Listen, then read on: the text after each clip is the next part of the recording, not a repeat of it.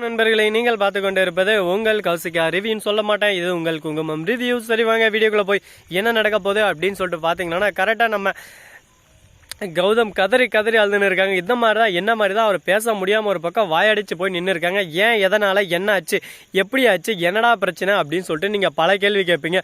எல்லாத்துக்கும் ஒரே ஒரு ஆன்சர் தாங்க. என்னன்னு சொல்லிட்டு பார்த்தீங்கன்னா, தான் அம்மா இப்போ பிளட் கேன்சர்னால உயிருக்கு போராடின்னு இருக்காங்க. இத்தனை நாள் என் அம்மா யாருன்னு சொல்லிட்டு நீங்கள் என்கிட்ட சொல்லாமல் இருந்துட்டீங்களே. என்கிட்ட சொல்லியிருந்தா கொஞ்ச நாளாவது என் அம்மா கூட நான் சந்தோஷமாக இருந்திருப்பேன். என் அம்மா கடைசி நொடி இன்றைக்கோ நாளைக்கோன்னு சொல்லிட்டு நேரத்தை எண்ணி நிற்கிறமோ கடந்து நிற்கிற போது என்கிட்ட சொல்கிறீங்களே, உங்களுக்கு மனசாச்சே இல்லையே. இப்போ கூட என்கிட்ட சொல்லக்கூடாதுன்னு சொல்லிட்டு தான் சொன்னீங்க.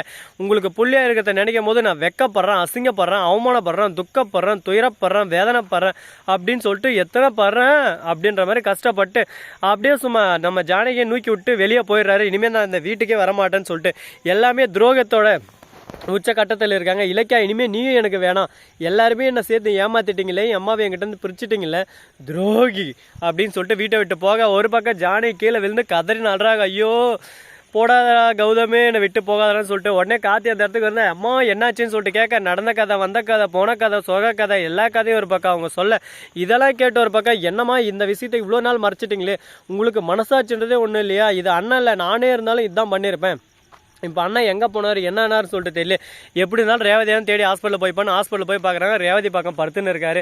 ரேவதி அம்மா தூங்கின்னு இருக்காங்க. அதனால எதுவும் தொல்லை பண்ணக்கூடாது, அம்மா தூங்கட்டும்னு சொல்லிட்டு படுத்துன்னு இருக்காரு. திடீர்னு ரேவதி கண்முழிச்சு பார்த்தா நம்ம கௌதமே அப்படின்னு சொல்லிட்டு சொல்ல உடனே அம்மா நல்லா இருக்கீங்களாம்மா, என்னை மன்னிச்சிருங்கம்மா, இத்தனை நாள் உங்களை ரொம்பவே நான் ஏங்க விட்டேன், கஷ்டத்தில் உங்களை ரொம்பவே கை கொடுக்காம உங்களை துயரத்தில் தள்ளி விட்டேன், நான் மன்னிச்சிருங்க, தயவு செஞ்சு என்னை மன்னிச்சிருங்க, இதுக்கு நான் எத்தனை தடவை உங்ககிட்ட மன்னிப்பு கேட்டாலும் ஆறாது அப்படின்னு சொல்லிட்டு சொல்கிறாரு. இதே கேட்டதான் என்ன பேசுறது ஏது பேசுதுன்னு சொல்லிட்டு தெரியாமல் சைலண்ட்டாக இருக்காங்க. ஒரு பக்கம் என் மேலே தான்ப்பா தப்பு, நான் உன்னை தனியாக விட்டுக்க கூடாதுப்பா, ஆனால் காலம் நேரம் எல்லாமே சேர்ந்து என் விளையாடிருச்சு அப்படின்னு சொல்லிட்டு சொல்லியிருக்காங்க. ஒரு பக்கம் எஸ்எஸ்கே இருந்துன்னு எங்கே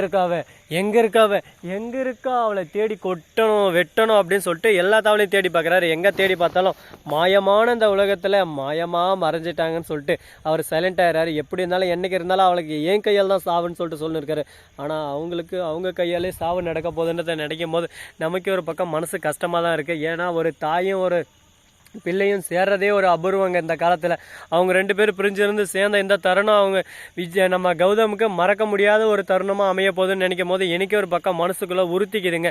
என்ன பண்ண போகிறோம் ஏது பண்ண போகிறோம், இந்த அளவுக்கு கஷ்டத்தில் இருக்காங்களேன்னு சொல்லிட்டு நினச்சி வேதனையில் சோறு சாப்பிடக்கூட வாய் தொண்டையெல்லாம் அடைக்குது ஒரு பக்கம்.